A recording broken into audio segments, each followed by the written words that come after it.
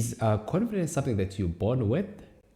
Is it something that you can maybe like improve? And also, is it something that if you don't improve, you can lose? You know, Yeah. I think you've answered almost like half of this particular question about like, you know, if you're competent at something, Yep. then you become more confident. Yep. Yep. And now it's like, but can you lose confidence? So let's say, for example, you know, you are an effective speaker. If you stopped speaking, or maybe you spoke less and less and less and less. Yeah. Now all of a sudden, does that affect your confidence? Or once you have it, you don't easily lose your confidence? 100%. So first, you're not born with confidence. There's no child that pops out of the womb confident, right? They definitely contributors, I think.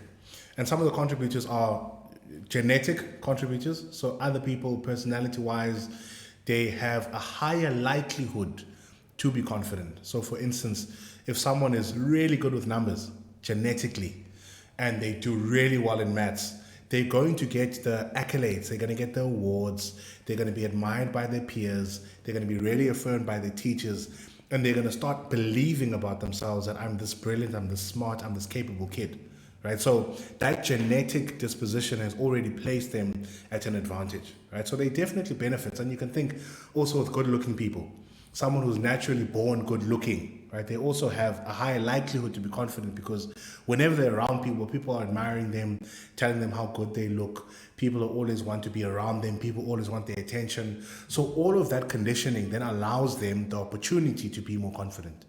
But I also know of good-looking people that aren't confident, right? I also know of very smart people that aren't confident. So it's not if you've got this genetic benefit, then it's you've just got a higher likelihood. So you can't be born with confidence, but there are people who've got a higher likelihood to become confident because of genetic dispositions. Other people because of where they grew up. So if you grew up maybe when you're given everything that you want and you can almost do anything that you want, then there's a higher likelihood that you'll become confident. Again, not binary, because we have people all across the world that are either not from those backgrounds that are confident, or people that are from those backgrounds that are not confident. Then to get to the root of your question, you can't be born with confidence. You can definitely gain your confidence by increasing your capability, by changing the environments that you're in, which it speaks then to the bucket of who you're exposed to, what are the conversations you're listening to, and then also the skill, and then the physiology.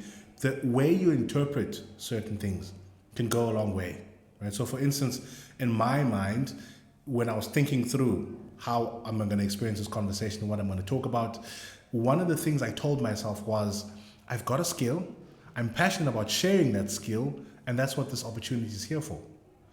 There's some part of my mind that thinks, oh, maybe I might be exposed, maybe I might ridicule myself, I might go viral for the wrong things, I might say something stupid. Yes, that's a possibility. And I proactively channel my thoughts to, I'm here to serve, I'm here to share my skill, I'm here to talk about something that I'm really passionate about. And I get the opportunity to speak with you, right? So programming my physiology and my thoughts.